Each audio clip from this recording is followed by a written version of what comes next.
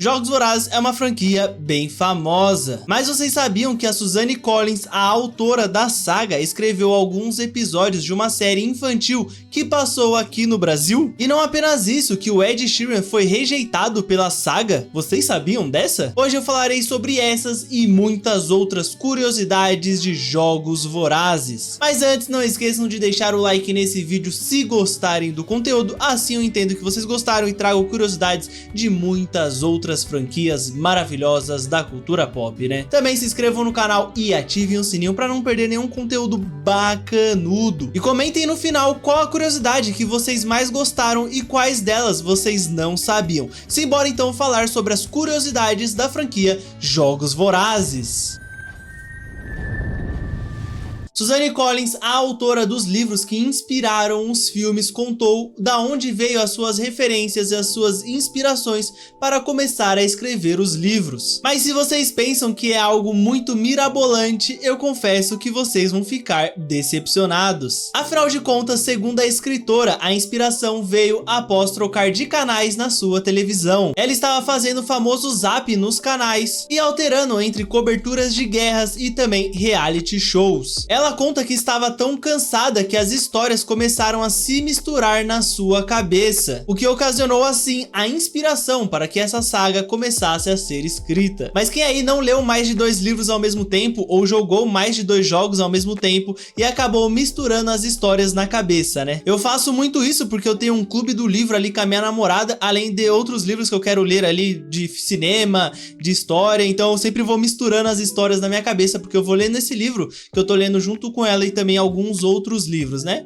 E é isso, né? Acontece. Além da franquia Jogos Vorazes, a escritora Suzanne Collins também foi responsável por alguns episódios da série infantil Clarice Sabe de Tudo, uma sitcom que chegou ao Brasil e foi transmitida tanto pelo SBT quanto pela Globo. Além disso, ela também escreveu o roteiro de 7 episódios do clássico infantil Pequeno Urso, que era um desenho que eu amava de paixão quando eu era criança, sempre assistia ele na TV Cultura. Quando pensamos na direção dos longas da franquia Jogos Vorazes, quem vem na nossa mente é o Francis Lawrence, que também ficou muito conhecido por ter dirigido o Eu Sou a Lenda com Will Smith. Porém, uma coisa interessante é que ele não dirigiu o primeiro filme dessa saga, ficando a cargo então de Gary Ross, que também dirigiu 8 Mulheres e um Segredo. Quando a Lionsgate adquiriu os direitos da franquia, eles foram atrás de Gary Ross para dirigir o longa. Além dele, tivemos alguns outros nomes cotados para dirigir esse primeiro filme. Foram eles: Andrew Adamson de Shrek, David Slade de 30 Dias de Noite, Hubert Sanders de Branca de Neve e o Caçador, e também o Sam Mendes de Beleza Americana. Porém, a direção ficou mesmo a cargo de Gary Ross. E após ter dirigido o primeiro filme, a Lionsgate decidiu mantê-lo para a sequência, que seria o melhor filme dessa franquia, ou talvez o segundo atrás da Cantiga dos Pássaros e Serpentes,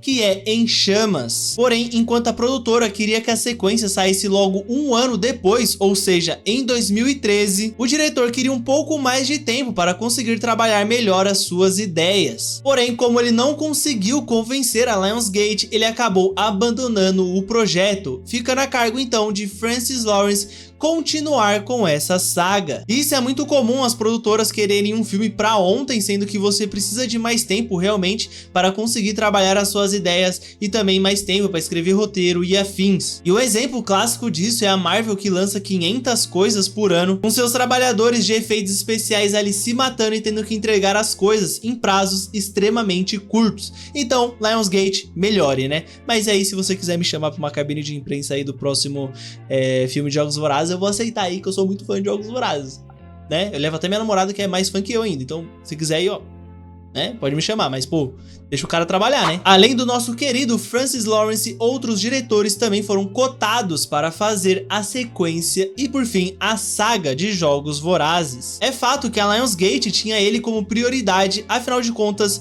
eles queriam também ele no primeiro filme. Mas outros nomes também foram levantados e, diga-se de passagem, nomes muito grandes. Foram eles: Alfonso Cuarón, Thomas Alfredson, Cary Fukunaga, David Cronenberg, Bennett Miller, Duncan Jones, e Joe Cornish. Acho que dentre esses nomes, o que mais me chamou a atenção foi o do David Cronenberg, um diretor canadense muito conhecido pelos seus filmes de body horror. Eu queria muito ver o que ele faria com essa franquia, talvez até tivéssemos uns Jogos Vorazes para maior de 18 anos com muito sangue ali, cenas de ação eletrizantes. Mas eu acho difícil porque assim eles perderam o dinheiro, porque no final das contas, né, esse gênero de distopia adolescente, ele tem um público ali de fato adolescente, né, não um público adulto, então eles poderiam perder dinheiro com isso se fosse Jogos Vorazes para maior de 18 anos, né, com mais sangue, porradaria e tudo mais.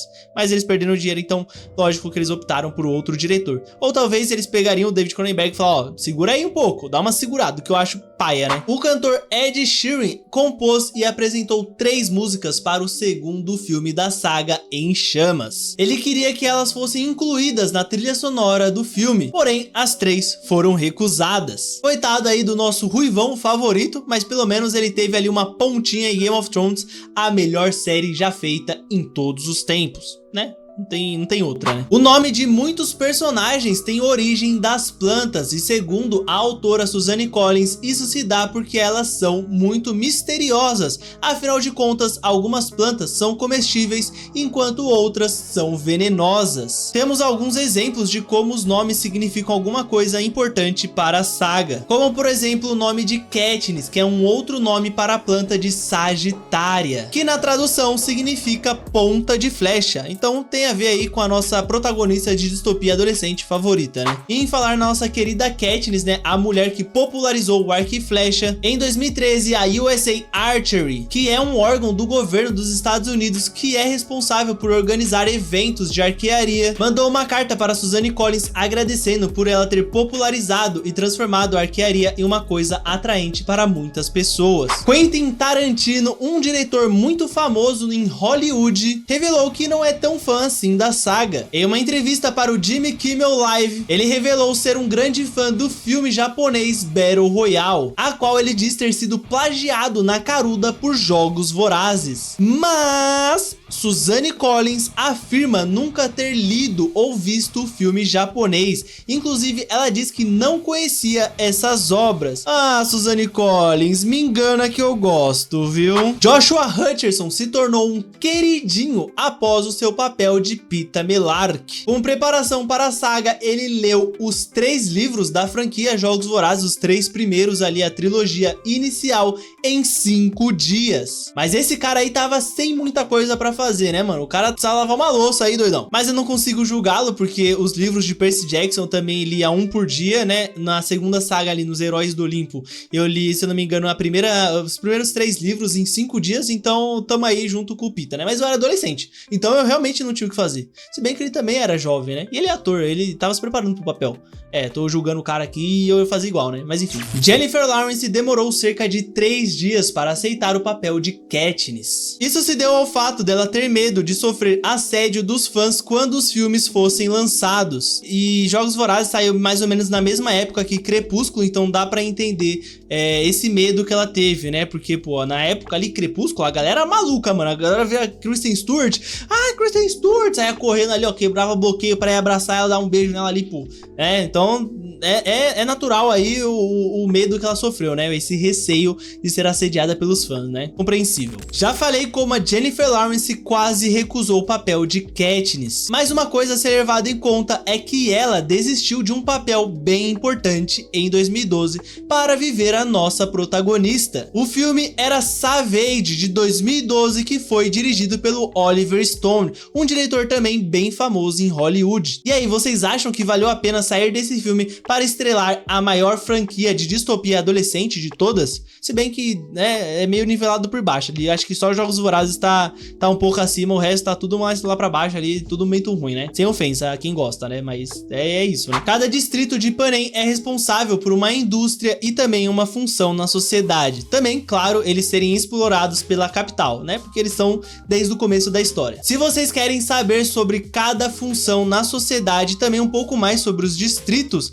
e também os tributos que cada distrito levou para a história dos Jogos Vorazes. Tem uma playlist no canal em que eu falo sobre cada distrito. Eu fiz sobre os 4 primeiros distritos, eu vou continuar fazendo ainda mais conteúdo sobre os distritos, então não esquece de ver essa playlist e deixar bastante like nesse vídeo se vocês quiserem mais conteúdos de Jogos Vorazes. E eu aconselho muito vocês a verem esses vídeos porque eles estão bem completos, eles estão muito bons, eu pesquisei em vários sites, então eu aconselho demais vocês a verem. Passar do ad aqui, mas ainda é uma curiosidade também, né? Gwendoline Christie substituiu Lily Rabe como a personagem da Comandante Lime. Isso porque Lily acabou desistindo do papel após conflitos de agenda. Afinal de contas, ela estava em uma peça chamada Much Ado About Nothing. Eu tive que ler esse nome aí porque eu nunca ia conseguir falar isso de cabeça, né? Me perdoa. Para o ator Liam Hemsworth, que interpreta o Gale, o chato do Gale, nossa, que personagem insuportável, o filme A Esperança Parte 2 é o filme mais sangrento da saga. Mas não é apenas ele, isso porque o diretor Francis Lawrence também disse que considera esse filme como o mais violento de toda a franquia.